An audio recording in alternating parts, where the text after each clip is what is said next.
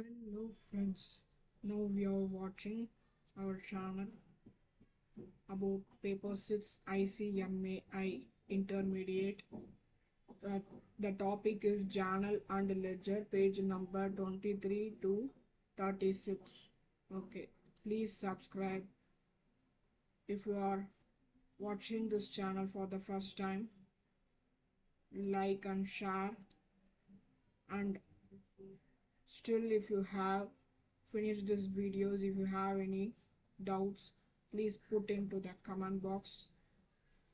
Okay, now we are going to watch the topics. First topic is journal. Journal is the books of original entry. Transactions are recorded in the first place. Journal are recorded in chronological order. Okay Journal அப்படின்றது வந்து ஒரு original entry. இது வந்து first நம்ம வந்து record பண்ணுவோம். இது வந்து குரோனாலஜிக்கல் ஆர்டர், அதாவது 1 by 1 டே 1லேருந்து 30 வரைக்கும் டேட் போட்டு நம்ம என்ட்ரு பண்ணுவோம் பார்த்தீங்களா, அதுதான் குரோனாலஜிக்கல் ஆர்டர்னு சொல்கிறோம். தியரிட்டிக்கல் வந்து ரொம்பவுமே முக்கியமான ஒரு பார்ட். இதை வந்து நம்ம எக்ஸாம் டைமில் நிறைய ஸ்கிப் பண்ணிடுவோம். ஸோ இது தியரிட்டிக்கலாக இருக்கிற வீடியோஸ்லாம் நீங்கள் லைக் பண்ணி உங்கள் ஸ்டோரேஜில் வச்சுக்கிட்டிங்கன்னா எக்ஸாம் போகிறதுக்கு முன்னாடி ஜஸ்ட் ஒரு கிளான்ஸ் பார்த்துட்டு போகிறதுக்கு யூஸ்ஃபுல்லாக இருக்கும். ஓகே, நாம் இப்போ போகலாம். Journal means daily recording. Okay, journal is derived from French word jour, which means a day. Books of accounts is also referred to as the books of primary entry or books of first entry. The process of recording the transaction in a journal is called journalizing. Okay, types of journal. Special journal, general journal அப்படின்னு ரெண்டு பிரிவாக இருக்குது. Okay, first special ஜேர்னலில் first என்ன concept அப்படின்னா cash journal. Cash ஜேர்னலில் வந்து which is maintained for recording all transactions which involves cash, whether cash inflows or cash outflows. Okay, cash பற்றின தகவல்களை மட்டும் என்ட்ரு பண்ணுவோம்னு சொல்லியிருக்கிறாங்க. ரெண்டாவது பார்த்தோம் அப்படின்னா purchase journal. It's known as purchase books or purchase day book. அப்படி இல்லாட்டி recording all credit purchase transaction. Okay, third point வந்து என்னன்னு பார்த்தோம்னா sales journal. It also known as sales book or sales day book or recording all credit sales transaction. Fourth point, purchase return journal. It also known as purchase return book or purchase day book. Fifth point, sales return journal. It is also known as sales return book of sales day books. Okay, sixth point, bills receivable journal. It is also known as bills receivable books or bills receivable day books. Seventh point, bills payable journal. It is also known as bills payable books or bills payable day books. Okay, next வந்து நம்ம general journal பார்க்க போகிறோம். This is a book of original entry in which those transactions are recorded for which no specific day books is maintained or recorded. Okay, next topic என்ன அப்படின்னா இந்த Journal ப்ராப்பரில் என்னென்னலாம் நம்ம record பண்ணுவோம் அப்படின்றத பற்றி பார்க்க போகிறோம். First point, purchase of a non-current asset on credit. Second point, sales of your non-current asset on credit. Third point, entries based to rectify errors made in books of account. Normally சொன்னோம்னா rectification entries. Fourth point, adjustment entries. Fifth point, opening entries.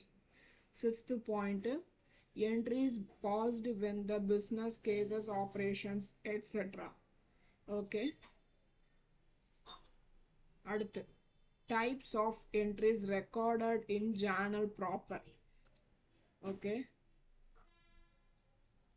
journal ப்ராப்பரில் என்னென்ன type என்ட்ரிஸ்லாம் நம்ம record பண்ணுவோம் அப்படின்னு சொல்லி பார்க்க போகிறோம். First point வந்து opening entries. Opening என்ட்ரிஸ்னாலே பிகினிங் த பேலன்ஸ், அவ்வளோதாங்க. செகண்ட் பார்த்தோம் அப்படின்னா ட்ரான்ஸ்ஃபர் என்ட்ரிஸ். இதை வந்து such entries are used when a wrong booking has been made in respect of any account or to allocate an expense revenue from one account to another. Okay, third point, closing entry. The entries which are based at the end of an accounting period for closing.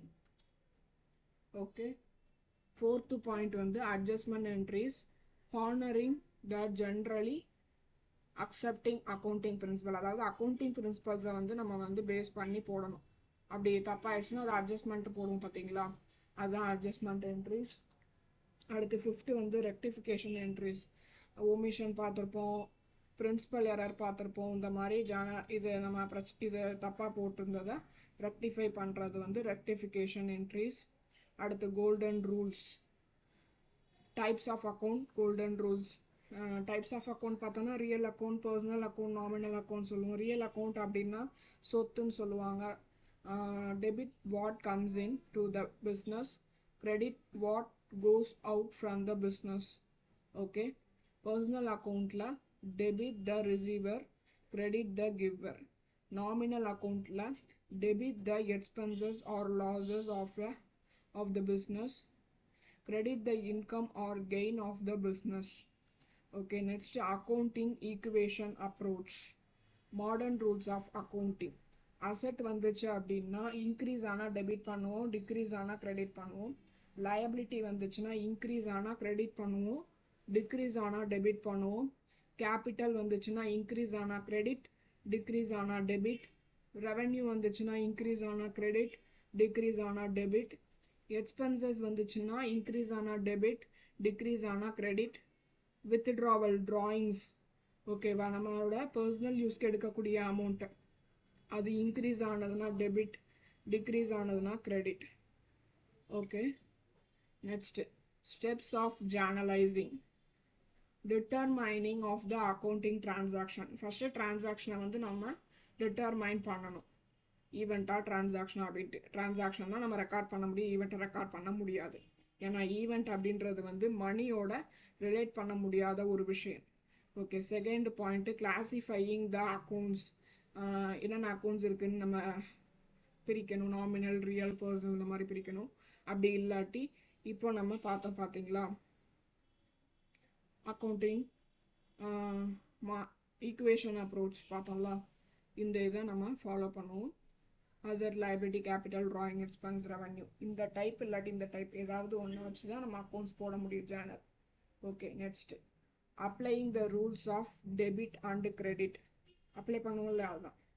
Fourth point recording the details of the transaction.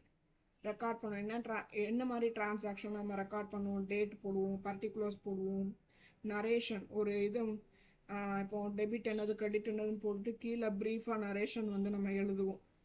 ஓகேவா, and amount போடுவோம், debit and credit, அவ்வளோதாங்க. Okay, fifth point கடைசி point writing a brief summary. அதான் narration நம்ம சொன்னோம். Brief summary of the transaction at the end. ஓகேங்க. Functions of journal. Historical function அப்படின்னா என்ன? ஃபஸ்ட்டு இதை வந்து 3 டைப்ஸாக சொல்கிறாங்க function. Historical function, recording function, analytical function. Historical function அப்படின்றது it contains a chronological order of the transaction for future reference.